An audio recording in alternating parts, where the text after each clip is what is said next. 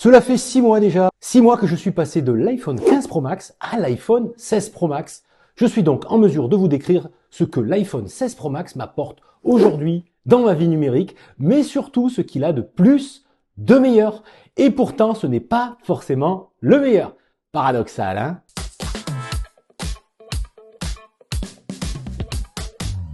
Salut à tous, c'est Giga Content, j'espère que vous allez bien, j'espère que tu vas bien.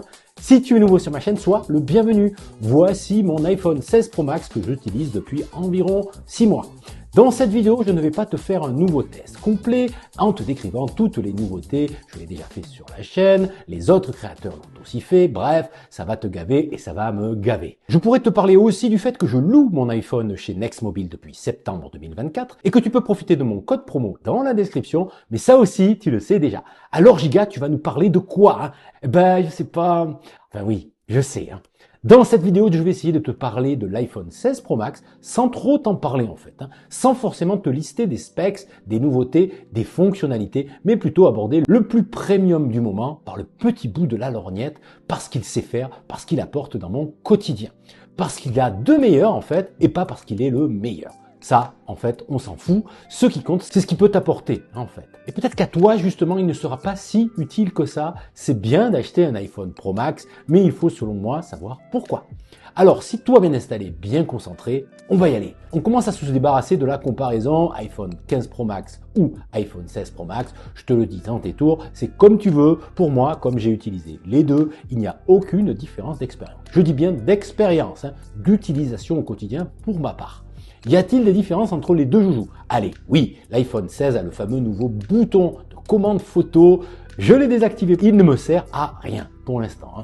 Ça fait des années que j'utilise l'écran de mon iPhone pour faire des photos et des vidéos. C'est bien plus simple, ça c'est réglé. Apple a, je pense, des projets pour ce fameux bouton, enfin j'espère, pour le faire en fait évoluer, pour lui assigner d'autres fonctionnalités. On peut déjà le faire via le menu appareil photo, pour par exemple utiliser la loupe, scanner un code ou encore commander des applications tierces compatibles comme Protect ou Blackmagic. Ce sont des applications dédiées à la vidéo. L'iPhone 16 Pro Max a la nouvelle puce A18 Pro hyper puissante. Là aussi, à part une grosseur d'autonomie en plus par rapport à l'iPhone 15 Pro Max, mon expérience avec l'iPhone n'a donc pas changé. Je ne joue pas avec mon iPhone, je ne fais pas de scan 3D, je fais beaucoup de vidéos, surtout, en plus d'une utilisation classique, hein, comme toi, comme tout le monde. C'est un point important, j'y reviens plus tard dans la vidéo. Ah, quand même, ce que l'iPhone 16 Pro Max a de plus, de meilleur que les autres iPhones, c'est le format 4K en 120 images par seconde. Un mode super ralenti, top qualité. Pour moi qui tourne avec mon iPhone pour ma chaîne et qui l'utilise comme une caméra, c'est un vrai confort, un vrai plus. Je peux offrir des plans plus cinématographiques quand je filme un objet, un personnage ou une action. Mais pour toi, est-ce que c'est essentiel? Je ne crois pas, le super ralenti existe déjà sur l'iPhone depuis belle lurette, mais pas en 4K, hein, voilà. C'est pas un drame, croyez-moi. Est-ce que vous l'utilisez souvent, le mode super ralenti sur votre iPhone d'ailleurs? Je suis curieux, les amis, dans les coms. L'iPhone 16 Pro Max, comme tous les iPhone 16, est compatible avec Apple Intelligence. Super, ça c'est bien. Enfin, quand Apple Intelligence sera disponible en France et surtout que tous les iPhone 16 sont compatibles avec Apple Intelligence. Pas seulement l'iPhone 16 Pro Max. C'est important de le préciser. C'est pour bientôt puisqu'Apple devrait la lancer sur la mise à jour iOS 18.4. En avril donc. Tu peux déjà la tester en version bêta publique si ça te dit. Si vous ne le savez pas déjà, les iPhone 15 Pro et 15 Pro Max sont aussi compatibles avec Apple Intelligence. Donc rien de neuf d'une génération à l'autre de ce côté-là. Et on peut aussi tester l'IA générative avec n'importe quel iPhone. Pas Apple Intelligence bien sûr, mais si tu veux essayer par exemple ChatGPT, c'est possible. Ce n'est pas la peine de changer d'iPhone pour ça cette année, pour utiliser que Apple Intelligence. Tout simplement parce que c'est trop tôt. L'IA à la pomme n'est pas encore aboutie, c'est juste les prémices de tout ça. On pourrait parler de la nouvelle puce A18 Pro qui équipe l'iPhone 16 Pro Max. Mais dans la vraie vie, ça change quoi par rapport à la dernière génération? Plus d'autonomie? Oui, c'est pas faux. 4 heures de plus en lecture vidéo par rapport à un iPhone 15 Pro Max? Ouais, c'est mieux. Mais dans la vraie vie, pas sûr que tu te rendes compte, hein. Quant au gain de puissance, mis à part dans un benchmark, là aussi difficile de s'en rendre compte. Dis-moi d'ailleurs dans les commentaires si tu vois une différence, hein, ça m'intéresse parce que moi, franchement, j'ai pas vu. Il y a une fonction qui peut être sympa sur cet iPhone 16 Pro Max et que le 15 Pro Max n'a pas, hein, c'est au niveau de l'audio. Il est équipé de 4 micros de qualité studio, une réduction de bruit du vent et la fonction mix audio qui est intéressante pour isoler par exemple sa voix quand on est dans un environnement bruyant. Pour exemple, ça donne ça. Donc c'est un essai son dans un environnement assez bruyant pour que vous puissiez vous faire une idée, voilà. Donc c'est un essai son dans un environnement assez bruyant pour que vous puissiez vous faire une idée, voilà. On va voir si c'est concluant. Je trouve que le résultat est pas mal du tout. En tout cas, pour l'utilisation en mode créateur, vlogueur ou podcasteur, pourquoi pas. Mais pour toi, derrière ton écran, est-ce que tu vas l'utiliser cette fonction qui peut le plus, peut le moins, certes.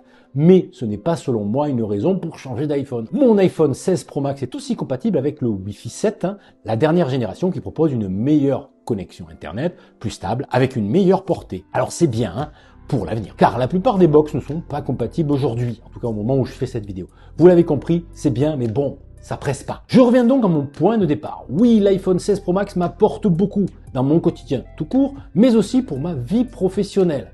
C'est véritablement un outil de travail pour la création de contenu. Voilà ce qu'il a de meilleur. Et pourtant, ce n'est pas du tout le meilleur. Pour être plus précis, ce n'est pas le meilleur choix de smartphone pour la plupart d'entre vous.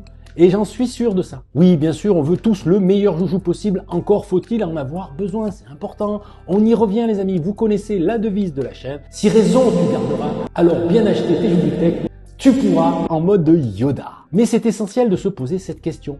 Quel que soit le modèle d'iPhone ou de smartphone que tu possèdes actuellement. Si tu as un iPhone 15 Pro ou un modèle un peu moins récent d'iPhone Pro, il n'a même pas de question à se poser. Garde-le et garde-le longtemps. Si tu as un iPhone classique récent, iPhone 13, iPhone 14 ou iPhone 15 ou même encore iPhone 16, garde-le car tu n'as pas besoin de iPhone 16 Pro Max. Oui, c'est comme ça qu'on dit chez Apple. Comme si un iPhone était plus qu'un produit. Et si tu n'as pas d'iPhone et que tu veux t'en offrir un, ce n'est pas le modèle qui va t'intéresser. Si tu as un iPhone qui date, qui est fatigué, là, c'est clair. Ne choisis toujours pas l'iPhone 16 Pro Max. C'est vraiment pas la peine de dépenser autant pour changer ton joujou, même si tu vas le garder 6 ou 7 ans. Il y a l'iPhone 16, l'iPhone 16e, ou pourquoi pas un iPhone 13 Pro par exemple. Mais alors Giga, lequel je dois choisir? Quel iPhone est fait pour moi? Ça mérite quand même une nouvelle vidéo. Alors pense à t'abonner pour ne pas la rater. Voilà pour ce bilan sur l'iPhone 16 Pro Max après 6 mois d'utilisation, donc un test long terme. L'iPhone 16 Pro est bien le nouvel iPhone Premium, mais pas trop finalement, quand même. Enfin, il ne mérite pas non plus de casser sa tirelire si on est déjà bien équipé. Moi je dis ça, je dis rien.